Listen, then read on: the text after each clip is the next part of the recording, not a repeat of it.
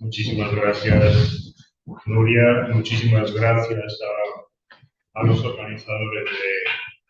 de este coloquio por su generosa y gentil invitación. Doy las gracias también a los asistentes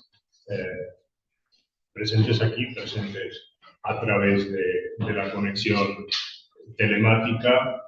Y bueno, agradezco, en fin, que se me haya permitido ser parte de un coloquio tan, hasta ahora, desde luego, de tan alto nivel. En todas partes, pues se nada más muy bien. La burocracia hispánica es la gran contribución española a la historia de la humanidad y hay que vivir con ello. Pero no pasa nada. Aprovecho para añadir también que en esa generosa presentación que me has hecho, solo he echado de menos una mención a los 5 años en los que fui profesor de esta casa, de la Universidad Complutense, en un máster tan peculiar y tan impropio como el de ser profesor de teoría de la música. A veces para ganarse la vida hay que hacer cosas bien extrañas. Bueno, voy a comenzar diciendo que dilucidar quiénes y en qué contexto leyeron las obras literarias del pasado, y especialmente el periodo medieval, no es siempre sencillo o inmediatamente obvio. En el caso de las obras de Teresa de Cartagena, podemos ensayar con un fundamento razonablemente sólido una hipótesis que nos permite perfilar la cuestión con algún grado de detalle. El cimiento y punto de partida ha de estar en la información relevante proporcionada por el propio texto de las obras de nuestra autora, la que proporciona los materiales paratextuales que las acompañan, el prólogo a Arboleda de los enfermos, el prólogo dedicatoria a Admiración Operum Dei y la introducción a esa misma obra, que son lógicamente fundamentales a este propósito. También el punto de partida debe estar en nuestro conocimiento de las biografías tanto de Teresa de Cartagena como de, al menos, una de las dedicatarias de sus obras y, en fin, ha de basarse, digo, esa prospección en nuestro conocimiento de las prácticas de lectura y diseminación de cierto tipo de literatura en la época y en el ámbito geográfico y social en los que se escribieron y circularon las obras de que nos ocupamos. Conocimiento, por cierto, que en los últimos años ha experimentado un desarrollo y crecimiento muy notable gracias a varias contribuciones fundamentales de Pedro Manuel Cátedra y que, sobre todo,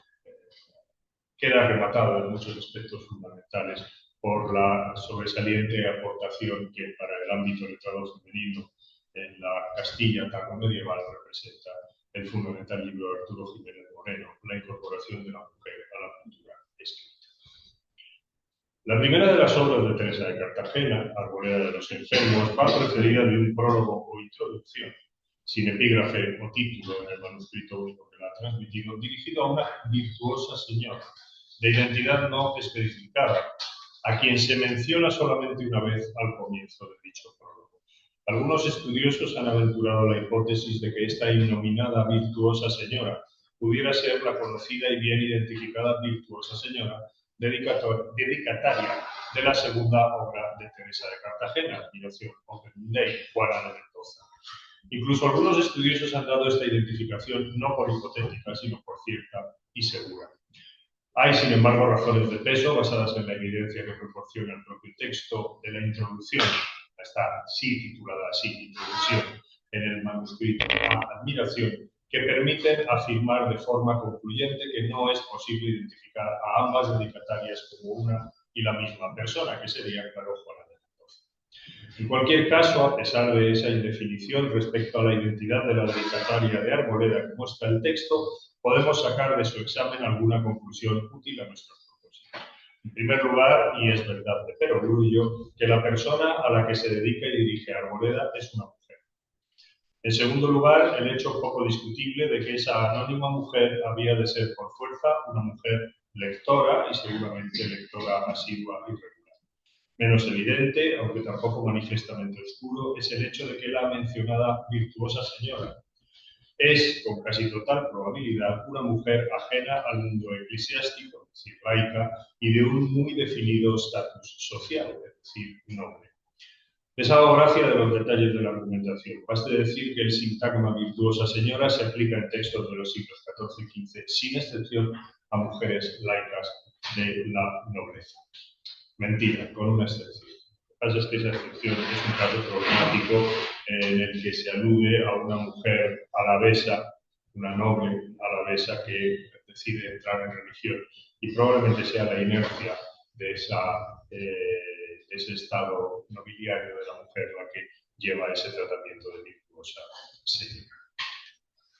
Es lícito, pues, concluir que Arboleda de los Enfermos tuvo como lectora primera y preferente a una mujer de la nobleza familiarizada con la cultura escrita de su tiempo. Tal situación traza un itinerario desde el claustro hacia, si no la corte regia, al menos sí hacia círculos nobiliarios. No es mucho, pero es algo. Y por otro lado, es algo que encaja perfectamente con lo que sabemos acerca de la circulación de un determinado tipo de literatura, más o menos homologable con las obras de Teresa de Cartagena, en la Castilla del siglo XV. Y todo esto es tanto más significativo si consideramos que ello está en consonancia con las circunstancias de escritura y recepción que hallamos en el caso de Admiración Operum Dei, caso en que sí conocemos la identidad de la destinataria de esa obra, Juana de Mendoza. Tal consonancia, tal homología entre las receptoras de la obra, receptoras privilegiadas de la obra, puede permitirnos alcanzar algunas conclusiones significativas acerca de quiénes pudieron leer las obras de Teresa de Cartagena en el tiempo de su escritura y en los tiempos inmediatamente subsiguientes. Como digo, la segunda de las obras de Teresa de Cartagena, Admiración Operum Dei, sí revela el nombre de la persona a que la obra está dedicada. Juana de Mendoza, que fue mujer de Gómez Manrique, como saben ustedes, poeta, hermano de Rodrigo Manrique y tío de Jorge Manrique. Juana de Mendoza es dedicataria de la obra y algo más, según la rúbrica que abre la copia de la obra en el manuscrito único que la conserva. Aquí comienza un breve tratado, el cual convenientemente se puede llamar Admiración Operum Dei. Compúsole Teresa de Cartagena a petición y ruego de la señora doña Joana de Mendoza, mujer del señor Gómez Manrique. Nos permite salvar la precaución que necesariamente impone el hecho de que las rúbricas que abren las copias manuscritas de las obras son obra de copista y no de autor, la información que aportan las dos piezas paratextuales que la abren, la que he denominado prólogo dedicatoria y la que aparece en el manuscrito titulada como Introducción. En ambas dirigidas a una virtuosa señora que es fuerza identificar con Juana de Mendoza, esta aparece y se representa como causa eficiente de la obra y como dedicataria de la misma.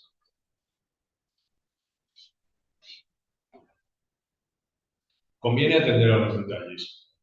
El prólogo dedicatorio se abre con la mención de la oferta efectuada por Teresa de Cartagena a Juana de Mendoza de escribir algo para ella. Acuérdome, virtuosa señora, que me ofrecí a escribir a vuestra discreción. Oferta que tanto la diátesis de la frase como ese acuérdome que abre la pieza presentan como más bien lejanas en el tiempo. Remiten, pues, a un pasado no inmediato. El prólogo prosigue hablando de una notable tardanza en el cumplimiento de lo ofrecido. Si he tardado tanto, debo encomendar a la obra, no os debéis maravillar, que mucho es encollida la voluntad cuando la disposición de la persona no concierta con ella. Ello en más que probable doble alusión tanto a la precaria salud de nuestra autora como a las perturbadoras circunstancias que suscitaron la escritura de Admiración, a las que enseguida me referiré. En cualquier caso, Admiración es la obra que ofrece Teresa de Cartagena a Juana de Mendoza, aunque no sea exactamente la que a ella le hubiera gustado ofrecer. Usando de una elemental similitud, declara que la obra finalmente ofrecida es edificio no tal ni tan bueno como a vuestra gran discreción presentarse debía, mas así pequeño y flaco como de mi pobre facultad se espera. Así pues, Admiración satisface un compromiso previo de nuestra autora con Juana de Mendoza, aunque no del modo o en los términos que a la autora le hubiera gustado satisfacerlo, o con la obra con que hubiera querido hacerlo. Descontado, por supuesto, descontada la inercia del tópico de modestia siempre endémico en materiales paratextuales. Y hay algo más. La introducción que define las coordenadas de la génesis de la obra también sitúa admiración como una suerte de explicación o apología pro domo sua de la autora hacia dos de sus benefactores o amigos o allegados ante unas circunstancias turbulentas y dolorosas, las de las reacciones hostiles ante la circulación de su primera obra, su tratado Arboleda de los enfermos, que muchos no aceptaron en modo alguno fuera obra de la propia Teresa de Cartagena, porque no aceptaron que pudiera ser obra de una mujer. Por eso ella sospecha que dudas parejas pudieran haberse presentado a sus amigos, y cito de nuevo, porque me dicen, virtuosa señora, que el ya dicho volumen de papeles borrados haya venido a la noticia del señor Gómez Manrique e vuestra, no sé si la duda, a vueltas del tratado, se presentó a vuestra discreción.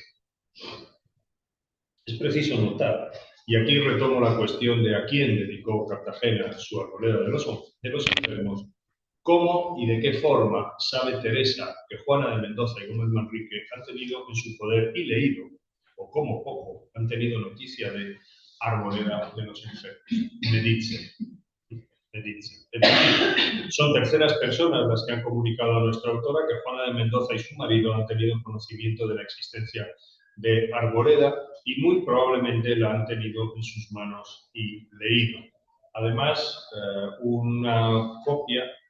de la obra que podemos identificar muy probablemente con su original, porque ese volumen de papeles borrados, es decir, borronados, puede hacer, tachados, llenos de tachaduras, puede hacer referencia a un original de autor, de autora en este caso, ¿no? Conocimiento, pues, que cobra Teresa de Cartagena por terceras personas del acceso a ese libro por parte de Juana de Mendoza y Gómez Manrique.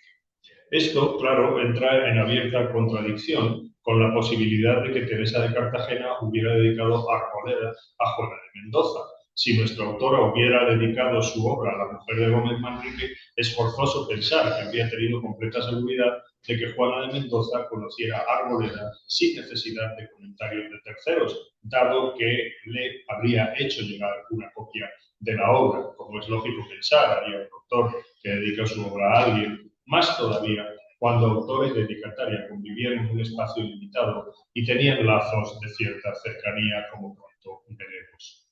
Sin embargo, y al contrario, y habla el propio texto de admiración, el conocimiento de Juana de Mendoza de Arboleda de los enfermos, conocimiento compartido por Gómez Manrique, habría sido azaroso y ajeno a la intervención de Teresa de Cartagena, quien ni en el prólogo dedicatoria ni en la introducción que sigue a este da a entender, ni mucho menos afirma, que Juana de Mendoza tuviera conocimiento previo de Arboleda como recipientaria o dedicataria de la obra. Si este razonamiento es aceptable, Teresa de Cartagena no habría dedicado su Arboleda de los enfermos a Juana de Mendoza, sino a otra virtuosa señora, cuya identidad es imposible establecer a partir del texto de Arboleda y los paratextos que la preceden, aunque sí su perfil como mujer laica de la nobleza. Es patente que a Teresa de Cartagena le inquieta la posibilidad de que Juana de Mendoza y Gómez Manrique, al calor de la polémica sobre la autoría de Arboleda, pudieran inclinarse a dar algún crédito a esas voces hostiles. Esta parece ser la causa eficiente de que Teresa le dedique a ella la refutación de lo dicho por esas voces, que es admiración. Atróvome presentar a vuestra gran discreción esto que a la mía, pequeña y flaca, por ahora se ofrece. Así pues, Juana de Mendoza es algo más que una mera dedicataria. Nos es presentada como responsable en alguna medida de la escritura de nuestra autora y, desde luego, como lectora preeminente de sus obras, tanto de Arboleda, por todas las razones mencionadas, como de admiración, a lo que a ella está dedicada esta obra. Y lo lógico es pensar, como se ha dicho, que se le hiciera llegar. Es innegable que saber más acerca de Juana de Mendoza tiene un interés decisivo si deseamos entender mejor quién y cómo leyó las obras de Teresa de Cartagena. Estoy persuadido de que la mayoría de sus lectores fueron lectoras y no debieron tener un perfil muy diferente al de la propia Juana de Mendoza o al de la innominada dedicataria de Arboleda. Indagaremos algo más en los contornos de ese perfil. Juana de Mendoza nació posiblemente hacia 1425, es decir, fue prácticamente coetánea de nuestra autora, tal vez en Cuenca, tal vez en Cañete. Su padre, Diego Hurtado de Mendoza, fue montero mayor de Juan II, miembro de su Consejo Real, y participó en diversas campañas contra el reino de Granada. No permaneció ajeno a los innúmeros conflictos entre bandos políticos y nobiliarios que perturbaron la vida peninsular de su tiempo, que sin duda conformaron el trasfondo sobre el que se desarrolló la vida de su hija Juana. Juana de Mendoza, ya se dijo, contrajo matrimonio con Gómez Manrique, y también ya se dijo, hermano del maestre Rodrigo Manrique y tío del poeta Jorge, pero también sobrino de Íñigo López de Mendoza, marqués de Santillán. Y él mismo, como es sabido, fue estimable poeta, quizá el más infravalorado del siglo XV, y fue una figura de distinguido relieve en la vida política de su tiempo. Así pues, la boda entre estos dos integrantes de la nobleza castellana del XV une a dos familias de abolengo, de importancia y políticamente activas en el siglo XV, y debió tener lugar en la década de los 40, en ningún caso más tarde de septiembre de 1448, año en el que se documenta a Gómez Manrique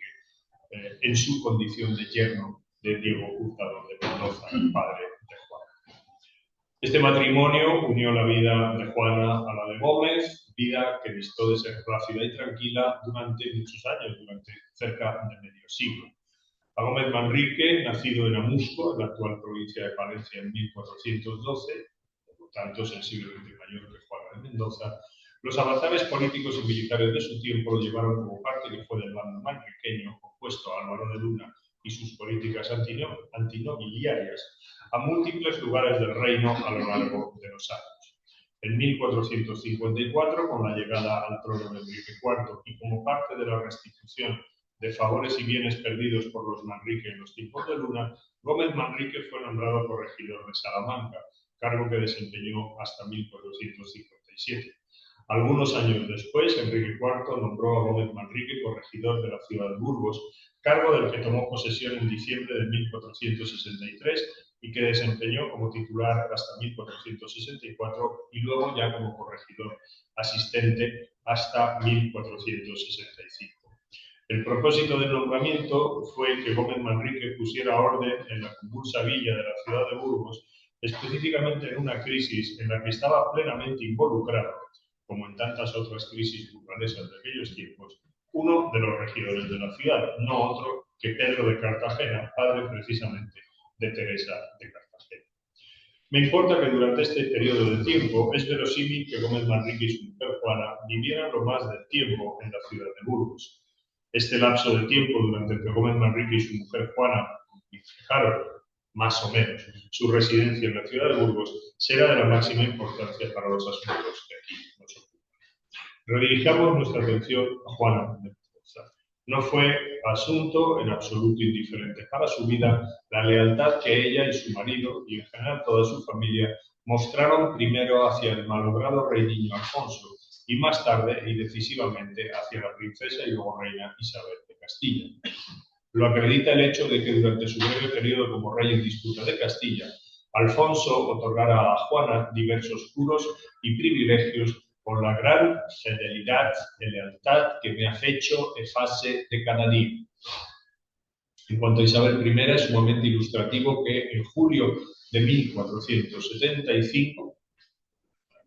6 meses más o menos después de su coronación, en el apogeo de la crisis causada por la entrada de Alfonso V de Portugal y su desposorio con la princesa Juana y las pretensiones de ambos al trono de Castilla, dispusiera que Juana de Mendoza estuviera a su lado durante su viaje a Toro y su estancia en la ciudad en vísperas de la célebre batalla. Yo envié por la dicha doña Joana para que viniese a estar aquí conmigo, dejó escrito Isabel en referencia a aquellos tiempos en una carta del 10 de junio de 1480.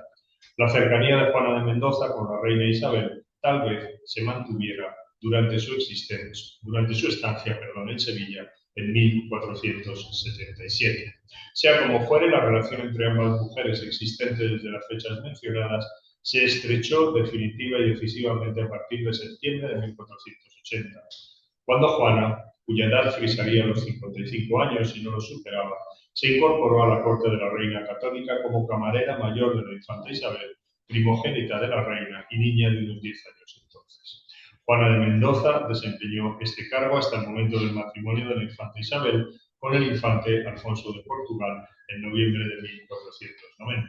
Además de este cargo, tendría también, a partir precisamente de 1490, año en que enviudó, el de ser preceptora de las mujeres jóvenes nobles que se educaban en la corte regia, y también el de camarera mayor de la propia reina. Esas son las coordenadas que definieron una extensa y muy distinguida carrera cortesana, desempeñada en cargos de la mayor confianza y cercanía a la monarca, reveladores de unas habilidades notables tanto en lo organizativo como también, lo que más nos interesa ahora, en lo relacionado con la educación y el cultivo de las letras y de la lectura. Tener parte en la formación de la hija de reina tan interesada en la cultura y en la educación como Isabel, y tener parte en la educación de las jóvenes mujeres de la nobleza que se educaban en la corte, nos autoriza a conjeturar con fundamento que Juana de Mendoza fue mujer poseedora de una cultura realmente sobresaliente, lo que permite suponer que recibiera una esmerada educación. A los menesteres asociados con estos cargos en la corte de la reina católica se dedicó Juana de Mendoza desde su incorporación a la misma hasta su fallecimiento en Barcelona, donde se encontraba con la corte el 29 de mayo de 1493. Como acabo de decir, es verosímil conjeturar que Juana de Mendoza hubo de recibir una educación esmerada que a buen seguro incorporaría una considerable formación en el ámbito de las letras. Y lo que es más significativo, nos consta documentalmente su continuado interés por la literatura de varios modos y a diversos niveles. De ello, así como de los servicios que prestó como aya y educadora durante años en la casa de la reina Isabel de Castilla, es lícito deducir esa imagen de Juana de Mendoza como mujer con una buena educación, una sólida educación en letras, lo que por otro lado tampoco sería especialmente sorprendente, pues estaría en consonancia con lo que empezaba a ser usual en la nobleza castellana del siglo XV, en tiempos en los que la educación de la mujer empezaba a cobrar un auge mayor, ya fuera en ámbitos conventuales, ya fuera en ámbitos vinculados con lo cortesano. Paralelamente a esto, y en gran medida como consecuencia de ello, las nobles castellanas empezaron a lo largo de ese siglo a desarrollar hábitos de lectura y de posesión de libros. Dentro de ese contexto, nos consta que Juana de Mendoza desempeñó con sobrada competencia labores de la mayor importancia, ya lo hemos dicho, relacionadas con la crianza y la educación de jóvenes nobles y de la realeza en la corte real. Dado lo que sabemos de esos cometidos cortesanos, en Juana de Mendoza concurrieron toda una serie de habilidades y destrezas que irían desde un conocimiento detallado y preciso de los comportamientos y modales requeridos en un entorno como el cortesano, altamente formalizado y cargado de significación simbólica, a indudablemente una competencia cultural elevada, capaz de desarrollar labores educativas que, pese a que suele reconocerse que la educación femenina no se elevaba al mismo rango a que lo hacía la masculina en aquellos tiempos, alcanzaban indiscutiblemente una complejidad y especialización notables. Y factores preeminentes de esa formación de doña Juana de Mendoza serían, sin duda, ya lo he dicho, su cultura literaria y sus prácticas lectoras, que con seguridad irían bastante más allá de las, en cualquier caso, habituales y recomendables en una mujer de la nobleza castellana del siglo XV. Es posible delimitar estas con alguna certeza a partir de la información que consta en una conocida obrita de Fray Hernando de Talavera, de cómo se ha de ordenar el tiempo para que sea bien expendido, escrita a requerimiento de María Pacheco, condesa de Benavente, y presentada como avisación a esta señora para el santo y buen empleo del tiempo, repertorio de consejos regado con agua de saludables consejos y santas doctrinas de la Sagrada Escritura. En dicho programa vital cotidiano figurarían horas pasadas en leer o en oír, dedicadas a alguna buena lección, y al final del día, en recogimiento previo al descanso, algún tiempo pasado leyendo y oyendo buena lección que os dé espiritual alegría. Testimonio tan autorizado como este certifica que al margen de las prácticas devotas, de la gestión de la casa, de las recomendadas tareas manuales y de la nutrición y el descanso, la lectura es actividad con presencia sustantiva en la vida de la mujer noble del siglo XV y hay abundante evidencia material de ello en el libro reciente y ya mencionado libro de Arturo Jiménez Moreno. Como ya he dicho, hay razones más que fundadas para pensar que la relación de Juana de Mendoza con la literatura y la lectura fue bastante más allá de lo prescrito por Fray Hernando de Talavera en su mencionada obra. Y no me refiero a la más o menos pasiva condición de ser cónyuge de un poeta, sino a lo que sin duda fue un vínculo más activo en términos de lectura y asimilación, si se quiere, pero también de demanda, por así decirlo, entre Juana de Mendoza y la producción literaria de su marido. Porque doña Juana requirió de Gómez Manrique la composición de ciertas obras poéticas, o cuando no, fue recipiendaria expresa de algunas de ellas. Es el caso de unas estrenas o doña Juana de Mendoza, su mujer, cuyo primer verso es Amada tanto de mí, breve composición amorosa de vejez que mezcla lo hiperbólico con una desapasionada estima conyugal. Una composición eminentemente cortesana que hace código de usos poéticos y retóricos al alcance de cualquiera familiarizado con la vida en la corte, pero en cualquier caso significativamente dedicada por Gómez Manrique a su cónyuge. Más interés para indagar en el conocimiento de la naturaleza y profundidad de las relaciones de Juana de Mendoza con la literatura ofrecen otros dos poemas de Gómez Manrique. Más entidad, mucha mayor profundidad y mayor espesor emocional que las estrenas mencionadas, tiene la consolatoria a Juana de Mendoza. El título exacto es Consolatoria, ordenada por Gómez Manrique para la muy noble señora doña Juana de Mendoza, camarera mayor de la muy excelente señora infante doña Isabel, su muy amada mujer, que Gómez Manrique compuso entre 1480 y 1481 en la ocasión de las muertes prácticamente consecutivas de los dos hijos del matrimonio, Luis y Catalina. Obra, como muestra su título, que tiene a Juana de Mendoza como su destinataria, y con razón. De hecho, en el prólogo en prosa que antecede a la consolatoria podemos leer unas palabras que arrojan luz sobre el interés por la literatura de Juana de Mendoza. Rememora el ya viejo y cansado Gómez, indicando cuáles fueron las espuelas que le aguijaron, son sus palabras, a terminar esta composición. Y cito la primera: acordarme que era para tu merced, que en la mocedad me solía decir, estando en nuestros placeres, que por qué de cuantas trovas hacía no enderezaba a ella alguna, y esto me alivió al enderezar estas en tiempo de nuestra turbación, por ser mayor señal de amor. Desde joven, pues, Juana de Mendoza le venía pidiendo a su marido que le dedicara algunas de sus trovas, cosa que en cualquier caso, y como acabamos de ver, y seguiremos viendo, ya había hecho. En los momentos de turbación, de tribulación, por la pérdida en breve tiempo de dos de sus hijos en común, Gómez Manrique, en acto de amor, se avino a satisfacer ese requerimiento mediante la composición de esta consolatoria. Eso es interesante en sí, pero es más interesante todavía ver esa consolatoria no solo como manifestación patente del interés activo y continuado por la poesía que Juana de Mendoza tuvo a lo largo de su vida, sino también, es importante notar, es importante subrayar, que esta consolatoria es un poema complejo y con una muy lograda carga de afectividad y emoción, más que de sobra justificada por las circunstancias que lo motivaron, que moviliza, por otra parte, y tal y como demandaba el estilo elevado en que se facturaba, pese a las protestaciones hijas del tópico de modestia presentes en el prólogo en prosa, toda una serie de recursos poéticos, retóricos e imaginarios de notable complejidad. Respecto de la innegable densidad referencial, lingüística y estilística de este poema, coincido plenamente con las apreciaciones de Ronald Searles cuando dice que the portrait of Manriquez at the sea that his consolatoria sketches is that of a beloved and cultured woman, who is as capable of understanding the poem as any male reader.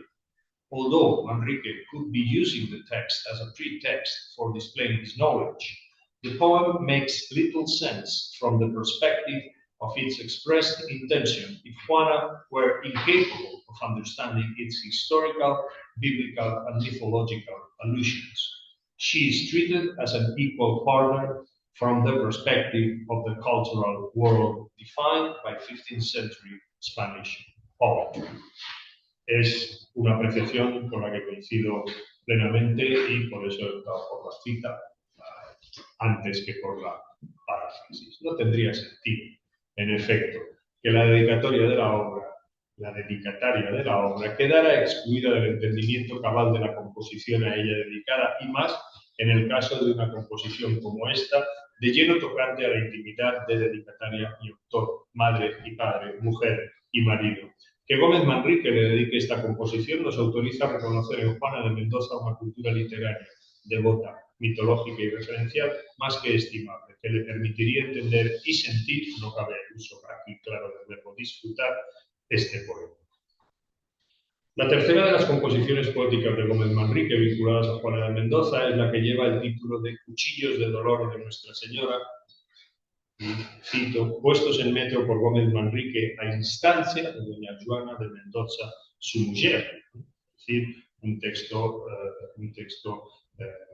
solicitado, cuya composición ha sido solicitada por la propia de Juana de Mendoza. Y eso es lo que hace este poema particularmente interesante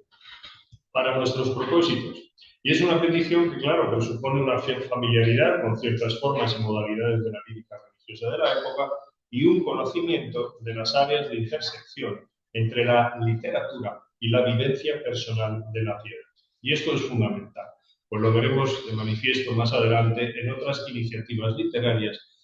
y porque esa es precisamente la juntura en que se enclava la recepción de una obra como la Admiración Open Day, que Teresa de Cartagena dedica y dirige a doña Juana, o la lectura y recepción de la Arboleda de los Enfermos, que sabemos estuvo en sus manos igualmente. Es altamente significativo, por último, un detalle únicamente explicable a partir de un sincero y genuino interés de Juana de Mendoza por las letras en general, y más específicamente por la poesía. En una de las versiones del inventario post-mortem de los bienes de Gómez Manrique, aparece al margen de los asientos correspondientes a, cito, un cancionero que fizo el Marqués de Santillana y a el cancionero que fizo el señor Gómez Manrique, que Dios haya, sendas anotaciones consignando «Trúxose a mi señor». Coincido con la editora de este inventario en que ello parece indicar que dichos repertorios poéticos pasaron a la muerte de Gómez Manrique a manos de la viuda Juana de Mendoza y eludieron la venta en Alboneda a que los demás artículos del inventario seguramente estuvieron abocados. El que ello fuera así apuntalaría, por si ello fuera preciso, el muy vivo interés de Juana de Mendoza por las letras, algunas de cuyas manifestaciones y testimonios hemos revisado aquí, y que en modo ninguno sería ajeno al hecho de que estuviera vinculada como lectora y dedicataria con las obras de Teresa de Cartagena. Todos los datos hasta aquí ofrecidos acerca de la relación que se establece entre Teresa de Cartagena y Juana de Mendoza y los proporcionados acerca de los intereses literarios y culturales de esta última, compartidos naturalmente por la primera, encajan y cobran significado sobre el trasfondo de unos términos de proximidad espacial y familiar significativos y bien confirmados por sobrada evidencia documental. En primer lugar, es preciso señalar la cercanía geográfica entre las tierras palentinas en que los Manrique tenían su solar y la ciudad de Burgos, donde la familia Santa María Cartagena tuvo su asiento estable. Además, y en segundo lugar, es factible sustanciar de forma más precisa y significativa esa proximidad espacial. El primer elemento a este propósito es el hecho ya mencionado de que Gómez Manrique fue corregidor de Burgos desde finales de 1463 hasta 1465, ciudad en la que por esas fechas Teresa era monja, seguramente en el convento de las Huelgas Reales. Es probable que Gómez Manrique no residiera en Burgos durante todo el tiempo que sirvió como corregidor. De hecho, es significativo que una de las condiciones que los ciudadanos de Burgos imponen para aceptar la prórroga de su nombramiento como corregidor en febrero de 1465 es que resida permanentemente en Burgos, pero ciertamente debió pasar temporadas relativamente largas en la ciudad. Por otro lado, seguramente la estadía de Juana de Mendoza con los hijos del matrimonio en la ciudad burgalesa pudo ser más asidua y constante que la de su marido, lo que para nosotros es de la mayor importancia. En cualquier caso, en esos años de 1463 a 65, indudablemente Gómez Manrique y Juana de Mendoza hubieron de trabar relación con Pedro de Cartagena, padre de Teresa, dada la implicación de años que Pedro de Cartagena, tuvo en el gobierno de la ciudad de Burgos. Un indicio más concreto de la relación que sin duda existió entre Pedro de Cartagena y Gómez Manrique viene dado por el hecho de que Gómez, comprara a aquel diversas propiedades en Cordovilla la Real, localidad a unos 55 kilómetros de Burgos, a unos 20 kilómetros de Amurgo, señorío de Gómez Manrique, y a unos 13 de Astudillo, lugar también estrechamente relacionado con los Manrique. Referencia a dicha compra aparece en el testamento de Gómez Manrique, mediante el que dispone de dejar dichas propiedades precisamente a su mujer, Juana de Mendoza. Me parece clarísima la existencia de una relación entre Pedro de Cartagena, padre de Teresa, y Gómez Manrique, marido de Juana, a partir de una común residencia burgalesa y de una corresponsabilidad en tareas de gobierno ciudadano en Burgos. Relación que es razonable pensar que hubo de extenderse con naturalidad a las dos familias respectivas. Ahí, con seguridad, se fragua el contexto en el que se produce el contacto existente entre Teresa de Cartagena y Juana de Mendoza, contacto que, sumado al factor crucial de los intereses literarios y de las prácticas devocionales de ambas mujeres, abrió la puerta al hecho de que Teresa de Cartagena dedicara su admiración a Juana de Mendoza, quien había pedido que le escribiera alguna obra, recuérdenlo, y de que ambos, Juana y su marido Gómez, fueran lectores, tal y como Teresa afirma en el prólogo de esta obra, de Arboleda de los Enfermos. Contexto que es dable ampliar y profundizar mediante otras consideraciones. Así, nuestra Teresa de Cartagena, Juana de Mendoza y Gómez Manrique formaron parte de un entramado muy preciso que no hace mucho tiempo ha cartografiado con precisión Pedro Cátedra en un libro imprescindible, me refiero a su liturgia, poesía y teatro en la Edad Media, constituido en torno a diversas fundaciones y dotaciones monásticas efectuadas por los Manrique en sus dominios parentinos. Monasterios femeninos en todos los casos, donde profesaron mujeres de la familia Manrique y que fueron elegidos por miembros de la misma, entre ellos el propio Gómez Manrique y la propia Juana de Mendoza, como lugar para su eterno descanso. Y además de todo esto, es posible añadir en este ámbito de las fundaciones monásticas otros datos aportados por Cátedra que extienden las ya mencionadas relaciones entre los Cartagena y los Manrique Mendoza. Así, Cátedra señala el caso de un Pedro de Cartagena, hijo del segundo matrimonio del ya mencionado Pedro de Cartagena, regidor de Burgos, padre de nuestra Teresa de Cartagena, que sería, por cierto, y por consiguiente, hermanastro de la propia Teresa. Este Pedro de Cartagena,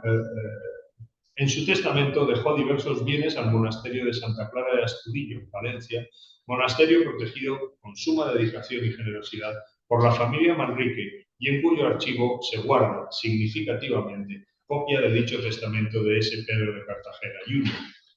Refiriéndose a las mandas testamentarias en favor del convento de Astudillo efectuadas por este Pedro de Cartagena, afirma Pedro Cátedra.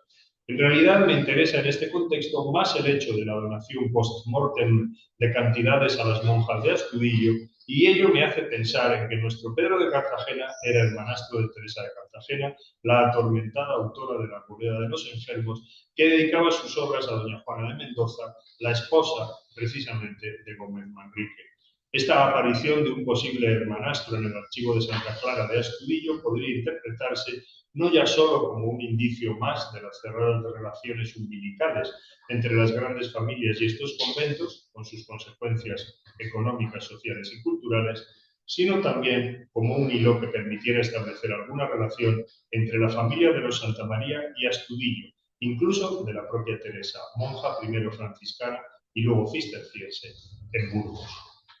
En efecto, son muchos los indicios que ponen de manifiesto la vinculación de Teresa de Cartagena, sea a través de lazos personales o de una constelación de lazos familiares, con ese entramado monástico y textual desvelado por cátedra, inspirador de un movimiento de renovación en los claustros, pero también en el ámbito de una religiosidad laica más sincera y profunda. Y hay aún más sólidas evidencias de la estrecha unión de estas familias, Cartagena y Mendoza, que afirmarían todavía más estrechamente los lazos ya mencionados y que abrirían, por cierto, otras conexiones literarias que reforzarían lo que hasta ahora hemos ido proponiendo acerca de los intereses literarios de Juana de Mendoza. Así, Juana de Cartagena, hermana de Teresa, casó con Diego Hurtado de Mendoza, pariente de Juana de Mendoza, y su hermano mayor, Alonso de Cartagena, fallecido en abril de 1467, contrajo matrimonio con María de Mendoza, hermana de Diego Hurtado de Mendoza. Las relaciones entre ambas familias eran, pues, sumamente estrechas. Y estos lazos familiares venían a su vez y en ocasiones conmixtos con intereses y prácticas literarios. Así, el al parecer único hijo del antes mencionado matrimonio entre Juana de Cartagena y Diego Hurtado de Mendoza fue nada menos que Fray Íñigo de Mendoza, el célebre poeta franciscano, autor de las coplas de Vita Christi, sobrino carnal, pues, de Teresa de Cartagena, sobrino segundo de Juana de Mendoza y predicador y limosnero de la reina Isabel la Católica, quien dedicó precisamente a Juana de Mendoza su tratado breve y muy provechoso de las ceremonias de la misa con sus contemplaciones, obra impresa en 1499. Y recuérdese también que el mismo Fray Íñigo de Mendoza dedicó sus coplas de Vita Christi a su madre, Juana de Cartagena, hermana de Teresa de Cartagena. Son reveladoras manifestaciones de este entramado de relaciones familiares y literarias de que venimos hablando. Baste todo lo dicho para acreditar no ya únicamente los vínculos existentes entre Teresa de Cartagena y Juana de Mendoza, en cuyo contexto se gesta la dedicatoria por parte de la primera de una de sus obras a la segunda, sino algo mucho más importante: la existencia y fisonomía de unos círculos en que el plano de los ámbitos monásticos y conventuales se intersecta con el plano de los ámbitos nobiliarios y cortesanos, con la presencia de la literatura en vulgar, de tema espiritual en un lugar preeminente de la línea de esa intersección. No es, ni mucho menos, algo excepcional en el 400 castellano. Redes personales, literarias y culturales como la descrita pondrían de relieve la existencia en la Castilla del XV de agrupaciones humanas integradas en torno a intereses culturales y piadosos comunes, que cabría calificar de comunidades interpretativas, por emplear el concepto acuñado por Stanley Fish, o, si se prefiere, y quizá más propiamente, de comunidades textuales, por emplear el concepto creado por Brian Stock, formadas por miembros de familias de la vieja o de la nueva nobleza castellana y por integrantes mayoritariamente femeninas, de órdenes religiosas. Es de notar que en muchos casos ambas categorías se solapan, que buscaron enriquecer su vivencia religiosa en un movimiento renovador que giraba en torno a, se basaba en y a menudo se manifestaba a través de una serie de textos y prácticas textuales y performativas.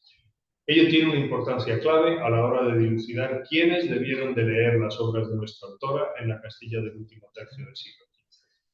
La evidencia histórica de la existencia de dichas comunidades y de la estrecha vinculación de nuestra Teresa de Cartagena a una de las mismas nos facilita enormemente comprender a qué tipo de círculo social e intelectual debió de pertenecer la incógnita destinataria de la Arboleda de los Enfermos, y también, en fin, vislumbrar quiénes pudieron ser los lectores y lectoras, naturalmente, de las obras de Teresa de Cartagena, tanto aquellos que, por ejemplo, el caso de Juana de Mendoza y Gómez Manrique, con seguridad, y verosímilmente de Juana de Cartagena, Fray Íñigo de Mendoza y otros miembros de la familia, hubieron de leerlas con simpatía, provecho y agrado, como aquellos que recibieron la lectura de Arboleda de los Enfermos con rechazo, diferencia y mala fe, que con seguridad no pertenecerían a ámbitos sociales e intelectuales radicalmente diferentes a los aquí descritos y caracterizados. Claro que a estos últimos debemos que Teresa de Cartagena escribiera dolorosamente su Admiración Opus Dei, obra de tan señalada importancia histórica y cultural.